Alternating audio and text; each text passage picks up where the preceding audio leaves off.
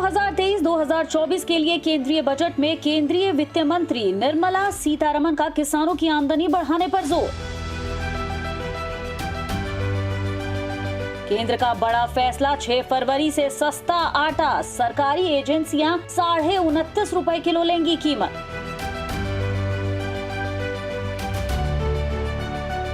और अब गोबर बेचकर होगी और ज्यादा कमाई, केंद्रीय बजट में गोवर्धन योजना से देश के किसानों को उम्मीदें। मक्का से औद्योगिक गढ़ बनेगी उत्तर प्रदेश की इत्र नगरी कन्नौज, लगेगा इथेनॉल प्लांट, किसानों की बढ़ेगी आमदनी।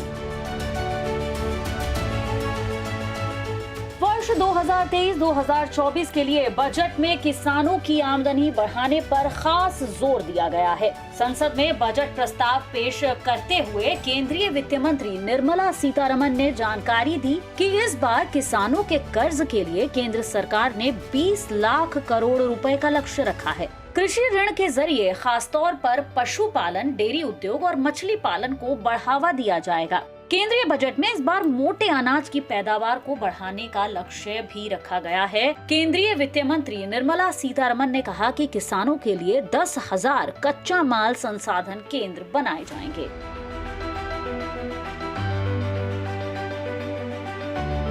केंद्रीय वित्त मंत्री निर्मला सीतारमण ने कहा कि सरकार किसान हितैषी है और प्राकृतिक खेती को बढ़ावा देगी। प्रधानमंत्री किसान सम्मान निधि के तहत सरकार ने अभी 2.2 लाख करोड़ रुपए किसानों के खाते में डाले हैं। वित्त मंत्री ने कहा कि कपास किसानों की आमदनी बढ़ाने के लिए PPP मॉडल पर काम किया जाए। बागवानी फसलों के लिए 2,200 करोड़ रुपए की लागत आत्मनिर्भर स्वच्छ पौध कार्यक्रम चलाया जाएगा। केंद्रीय वित्त मंत्री निर्मला सीतारमण ने आम बजट में कृषि सेक्टर के विकास के लिए कई घोषणाएं की, लेकिन गांवों में सबसे ज्यादा चर्चा गोवर्धन योजना की हो रही है। इस योजना के तहत किसान अपने मवेशियों का गोबर बेचकर अच्छी रकम कमा सकते हैं। जानकारी के मुताबिक सरकार हर जिले को तकनीकी सहायता के साथ साथ 50 लाख रुपए तक की आर्थिक मदद देती है ताकि जैविक कचरे को खाद में बदला जा सके। गोवर्धन योजना की शुरुआत 2018 में की गई थी। इसका मकसद किसानों को रोजगार देने के साथ साथ सफाई को बढ़ावा देना भी था। गेहूं और आटे की बढ़ती कीमतों के बीच राहत भरी खबर है। केंद्र सरकार ने महंगाई पर लगाम लगाने के लिए खुद आटा बेचने का फैसला किया है। खास बात ये है कि सरकार भारत आटा नाम से आटा बेचेगी। इस खबर से आम लोगों ने राहत की सांस ली है। केंद्रीय खाद्य मंत्रालय ने कहा कि केंद्रीय भंडार और नाफेड जैसी सहकारी समितियां ₹29.5 किलो आटा बेचेंगी। ग्राहक सरकारी आउटलेट से ही इस रेट पर आटा खरीद सकते हैं। आटे की बिक्री 6 फरवरी से शुरू होगी।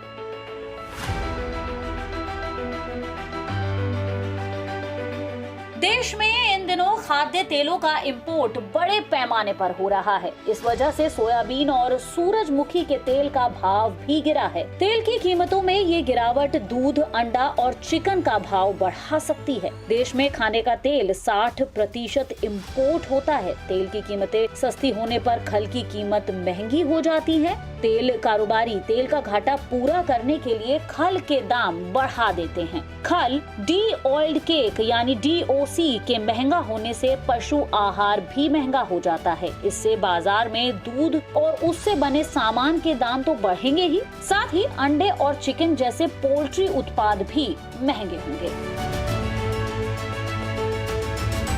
सस्ते भाव में बिकने वाला मक्का अब यूपी के कन्नौज को औद्योगिक गढ़ बनाएगा। कन्नौज में मक्का से इथेनॉल बनाने का प्लांट लगाया जाएगा। इस योजना से किसानों की आमदनी बढ़ने के साथ साथ विदेश से पेट्रोल की निर्भरता भी कम होगी। इसके अलावा इथेनॉल से शराब के कारोबार को भी नई रफ्तार मिलेगी। कन्नौज जिले में फरवरी और मई में 2 बार किसान 80,000 हेक्टेयर में मक्का उगाते हैं। मक्के की ज्यादा पैदावार की वजह से गुजरात के अहमदाबाद की सिटी गोल्ड कंपनी 5800 करोड़ रुपए के निवेश से 100 एकड़ में इथेनॉल प्लांट लगाने को राजी हो गई है।